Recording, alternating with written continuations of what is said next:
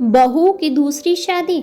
रोहन तो शादी के लिए अपनी मर्जी बताकर अपने मम्मी पापा के साथ वापस लौट गया, लेकिन उसके बाद श्वेता के घर में अजीब सी कश्मकश का माहौल पैदा हो गया। घर के हर एक सदस्य के चेहरे पर दुविधा साफ नजर आ रही थी।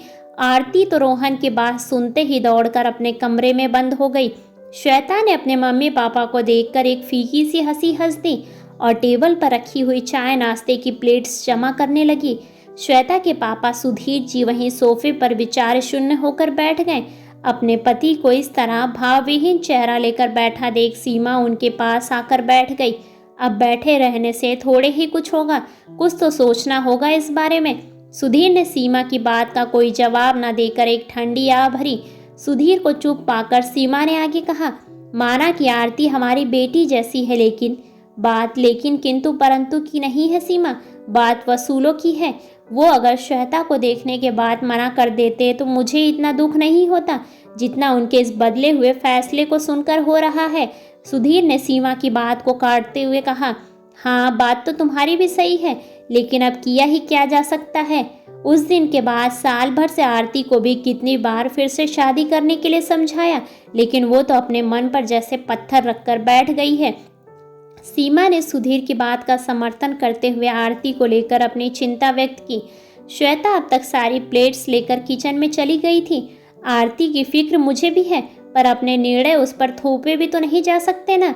अपनी खुद की बेटी होती तो थोड़ा दबाव डाला जा सकता था। सुधीर ने गीली हो रही अपनी आंखों को पोंछते हुए कहा, आप एक बार रोहन के पापा से बात करके देखिए। आखिर ये हमारी श्वेता की जिंदगी का सवाल है। वो ना जाने क्या सोच रही होगी रोहन के इस फैसले को लेकर। अपनी बेटी के बारे में सोचते हुए सीमा का मन अब बैठा जा रहा था। श्वेता किचन में खड़ी अपने मम्मी पापा के बीच हो रही बातचीत को सुन रही थी। सीमा की बात सुनकर वो बाहर आ गई। मुझे रोहन के इस फैसले से कोई हैरानी नहीं हुई और ना ही मैं उसके इस फैसले से दुखी हूँ। श्वेता अब सीमा के पास आकर सोफे पर बैठ गई। मतलब तुझे पहले से पता था कि रोहन यह सब कहने वाला है? सुधीर ने चौंकते हुए पूछा। सीमा भी जवाब सुनने के लिए श्वेता की तरफ आतुरता से देख रही थी। पहले से तो नहीं पापा, पर अभी मिलने पर उसने सब कुछ बताया। श्वेता ने गंभीर होकर जवाब दिया और चुप हो गई। श्वेता की बात सुनकर सीमा के मन में शंका के बादल गहराने लगे।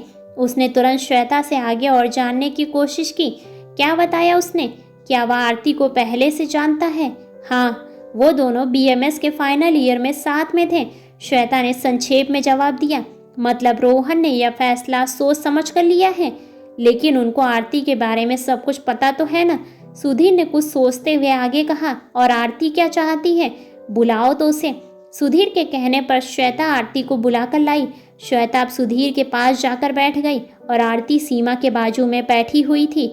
रोहन के इस फैसले के बाद वह घर में किसी से नजरें नहीं मिला पा रही थी।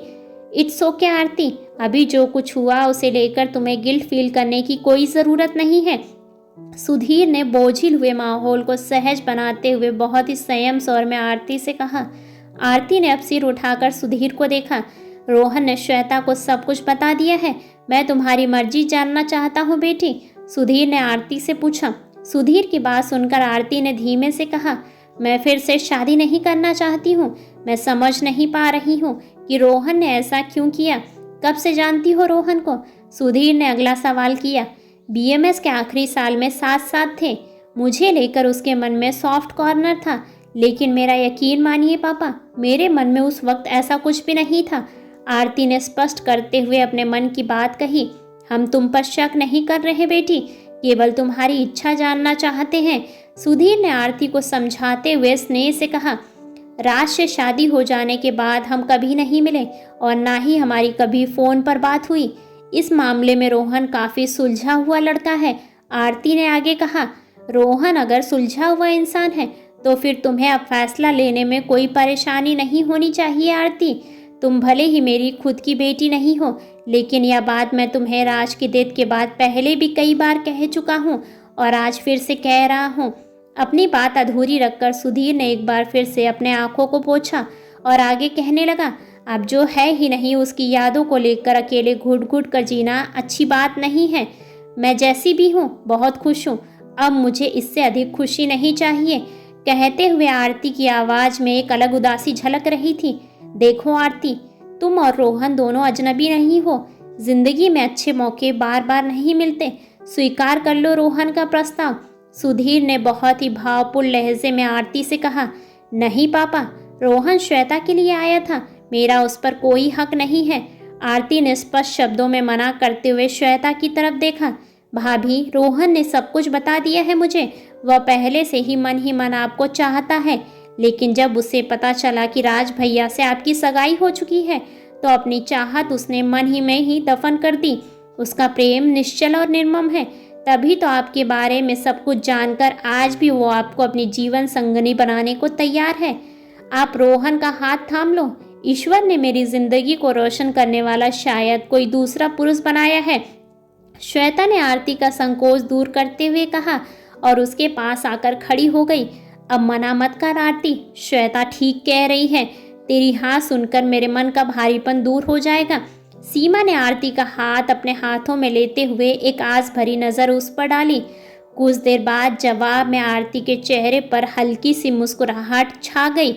जहां घर का माहौल कुछ देर पहले तक रोहन के फैसले को सुनकर बोझिल हो गया था, अब वही आरती का फैसला सुनकर घर का कोना कोना खुशियों से भर गया था। ऐसे ही बेहतरीन कहानियों को सुनने के लिए वीडियो को लाइक और चैनल को सब्सक्राइब करें और अपने विचार कमेंट्स बॉक्स में कमेंट्स करके हमें ज़रूर बताएं। धन्यवाद।